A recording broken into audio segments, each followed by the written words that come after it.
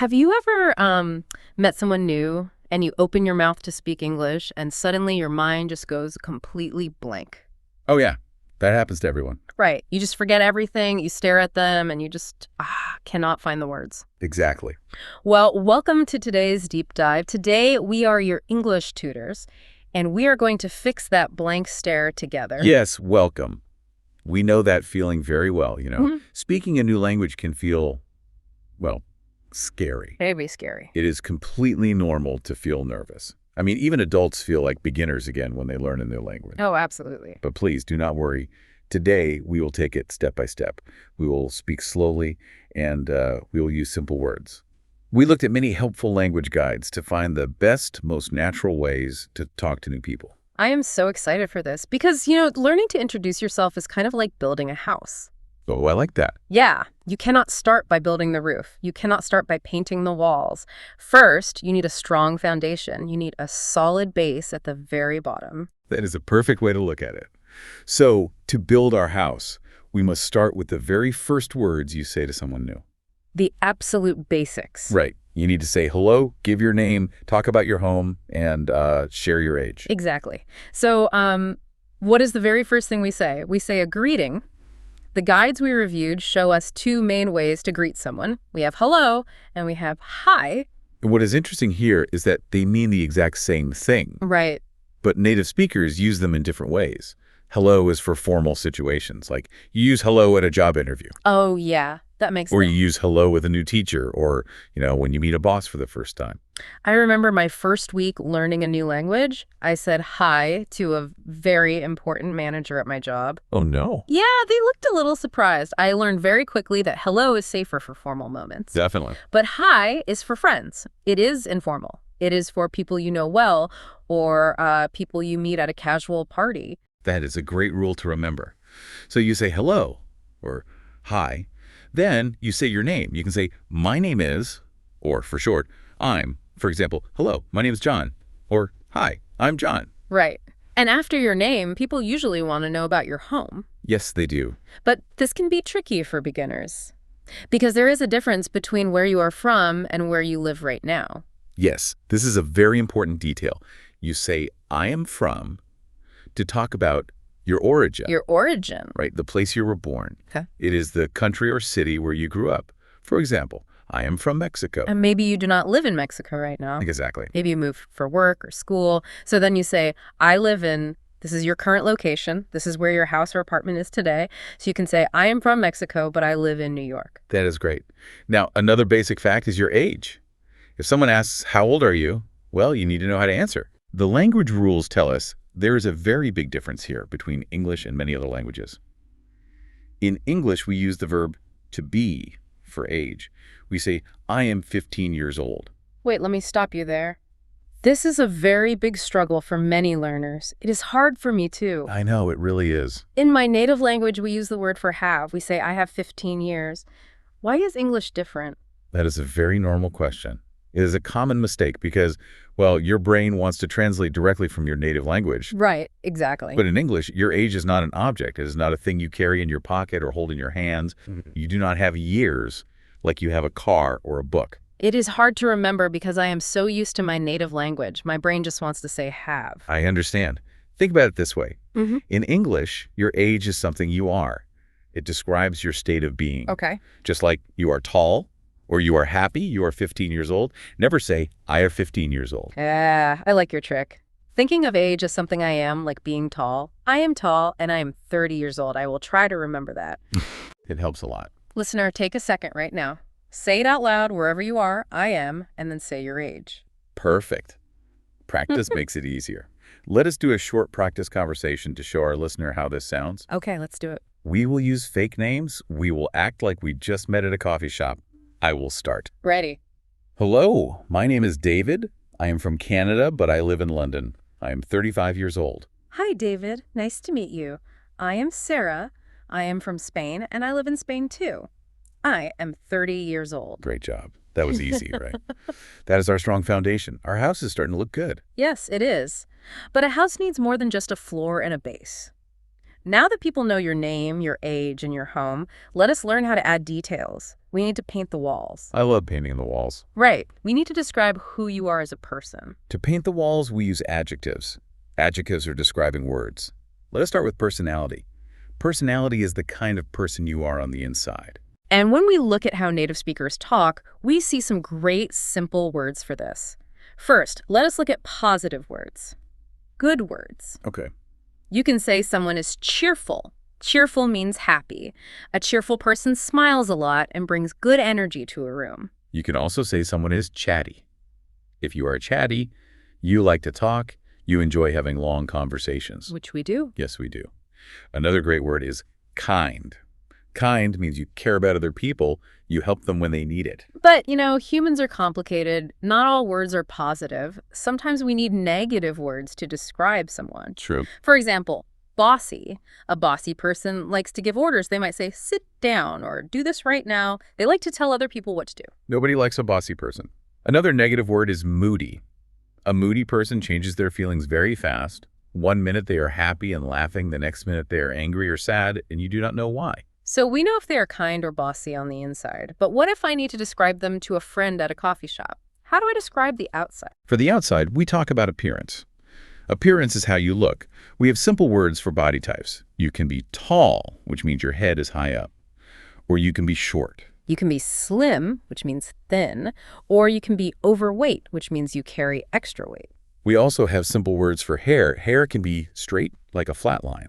Or it can be curly, with many circles and waves. Let's talk about hair color. You can have blonde hair, which is yellow, or brown hair, or red hair. But here's a question for you. Okay. I see a strange rule when I read English books. Is it true we use the word blonde for men and women, but usually we only call women brunettes or redheads? Yes, that is actually true. Wait, really? Yeah. If a man has brown hair, we usually just say he is a man with brown hair. But a woman with brown hair is called a brunette. A woman with red hair is a redhead. That is so strange to me. Why does English do that? Why do the words change only for women? Well, it is actually a ghost from another language. A ghost? Yes. Hundreds of years ago, English borrowed these specific words from French.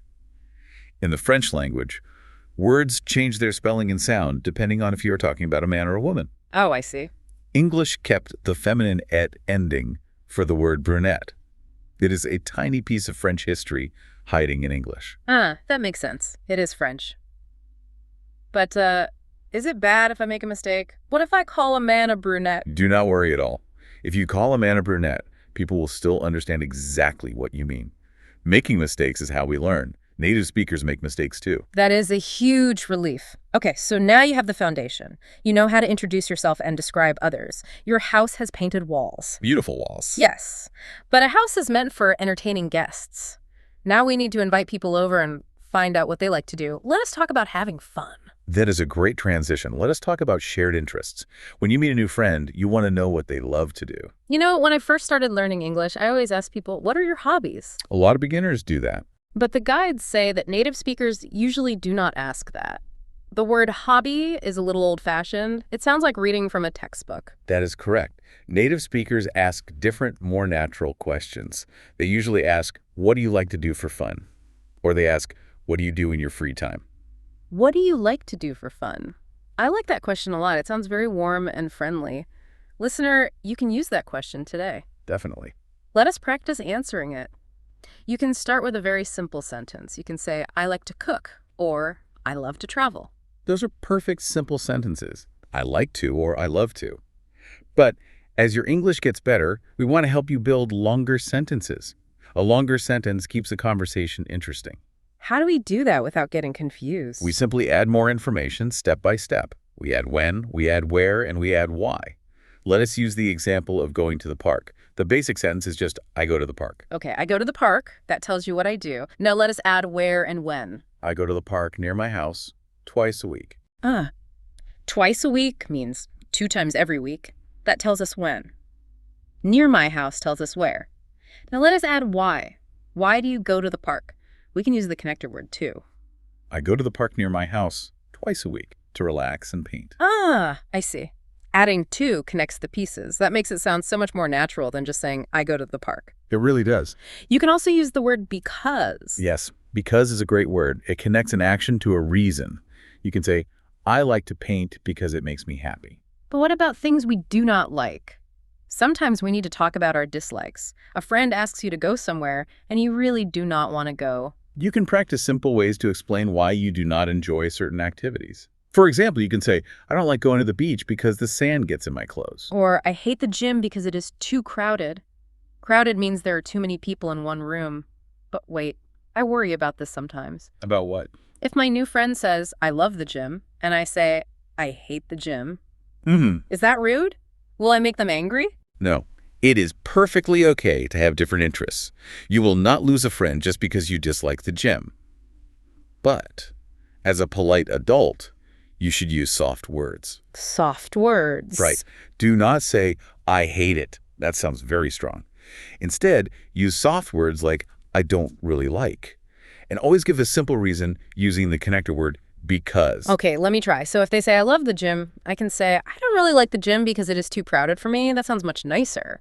It explains my feelings without attacking their favorite activity. Exactly. It keeps the conversation polite, friendly, and respectful. All right, so you answered their question about fun. You talked about the park or the gym. You used your long sentences. But then what? What do you mean? Sometimes there is an awkward silence. Nobody speaks. It is quiet. It feels terrible.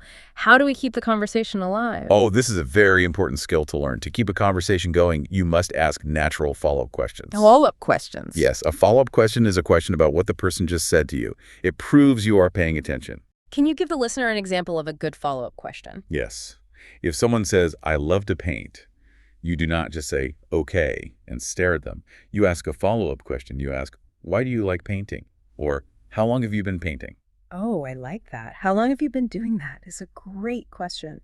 It shows you care about their life. It is a wonderful question. Now, the language guides also give us a tool for a different situation. What situation? Sometimes you are not just talking to one person. Sometimes you start a new English class, or you go to a big meeting, and you must introduce yourself to the whole room. Oh, standing up in front of a group is terrifying. What is the tool to help with that? It is called the present, past, future method. It helps you organize your thoughts so you do not freeze. It is very simple. You say one sentence about your present, one sentence about your past, and one sentence about your future. Let us practice this method. Give me an example of the 3 sentences. Okay. For the present, you say what you do right now. I am a student. For the past, you say something you did before this moment. I studied in my home country. For the future, you say what you hope will happen next. I hope to learn a lot in this new class. I am a student. I studied in my home country. I hope to learn a lot in this class. That is very clean. It is clear. It is like a tiny story about your life, and it only takes 10 seconds to say. Yes. It is perfect for a classroom or a business meeting. And speaking of stories, the guides share a very simple storytelling phrase you can use. Oh, I love phrases. When you tell a story to a friend, you want to sound natural. A great phrase to use is, long story short. Long story short. I hear this a lot in movies, but wait, does saying long story short mean I think my own story is boring? Why would I make my story short? No, not at all. It is actually a very polite thing to say. It means you respect the other person's time. Oh, I see. Sometimes the story has too many small, unimportant details. You want to skip the tiny details and get straight to the best part of the story. So you say, long story short, we missed the train. I understand now. It is a shortcut to the ending. Long story short, I found my lost keys under the sofa. That is very useful for an English learner, especially if we do not know all the vocabulary for the middle of the story. Exactly. It is a great trick. Okay, we have learned so much today. We have the foundation, the painted walls, and we know how to entertain guests with questions about hobbies. We are ready. It is time to put all our building blocks together. It is time for our final practice. Yes, let us do a full conversation. Listener, listen carefully to how we use everything we learned today. We will act out a casual meeting at a park. Sounds good. Let us set the scene. It is a sunny Saturday afternoon at a nice park. I am sitting on a wooden bench, reading a book. You walk over and sit on the same bench. Here we go. Ready? Hi there. Beautiful day, isn't it? Hello? Yes, it is very beautiful. The sun feels great. My name is Alex. Nice to meet you, Alex. I am Sam. Nice to meet you, Sam. Do you live near this park? Yes, I do. I am from Brazil, but I live in this city now. How about you? I am from the city. I have lived here my whole life. I am 28 years old. What do you like to do for fun, Sam? Well, I love to be outside. I like to come to this park twice a week to read my book because it is very quiet and relaxing. That sounds wonderful. How long have you been reading that book? I started last week. It is a very good story. Long story short, it is about a magic dog who travels the world. What do you do in your free time, Alex? I'm a very chatty and cheerful person. I love to play football. I go to the sports field every Saturday to play with my friends. Football sounds fun, but I do not really like playing sports because I get tired too fast. That is perfectly okay. Reading in the park is a great way to spend the day. Have a good afternoon, Sam. You too, Alex. And scene. We can stop there. I loved that conversation. It felt very natural. Let us break down why that conversation was successful for the listener. We used all the rules. First, we started with basic facts. We exchanged names. We used the phrases I am from and I live in. Yes, and you used the verb to be for age. You said, I am 28 years old. You did not say I have. Then, I asked you, what do you like to do for fun? Instead of asking about hobbies, which, sounds like a textbook. And when I answered your question, I used a nice long sentence. I did not just say I like to read. I added frequency and location. You did? I said, I like to come to this park. That is where twice a week. That is when to read my book because it is very quiet. That is the reason why. Next, I used a follow-up question. I asked, how long have you been reading? This proved I was listening to you, and it kept the chat going smoothly. You also used personality adjectives. You said you were chatty and cheerful. And when you invited me to play sports, I used soft words to explain a dislike. I said, I do not really like playing sports because I get tired. I gave a polite reason. Finally, you used our new storytelling phrase. You said, long story short, to skip the complicated details of your book. It was a perfect English conversation. And we want you, the listener, to know you can do this exactly the same way. You have all the tools now. You really can. We congratulate you on completing your English lesson for the day. You have built a beautiful, strong house of words today. Let us summarize the most important keys to remember. Always start with your basic facts. Your name, your home, and your age using I am. Build longer sentences about your fun activities using when, where, and why. And use soft words with because to politely explain what you dislike. Right. And always ask follow-up questions to keep the conversation going. Absolutely. Before we go today, I want to leave you with a final thought to think about. When you learn to speak a new language, you are doing much more than just translating words from a dictionary. You are actually discovering a whole new side of your personality. Wait, what do you mean by that? How does a language change my personality? Well, many language learners say they feel like a slightly different person when they speak a new language. Oh, interesting. Maybe in your native language, you are very quiet and shy. But do you feel a little different in English? Because you are learning to use words like cheerful and chatty, maybe you feel more outgoing when you introduce yourself in your new English voice. You get to build a new version of yourself. That is an amazing way to look at it. Your new English voice might be a more confident version of you. We want you to go out and practice your new introduction today. Say your age out loud. Ask someone what they like to do for fun. Test your new English voice. You'll do great. Thank you for joining our deep dive. Keep practicing, and we will talk to you next time.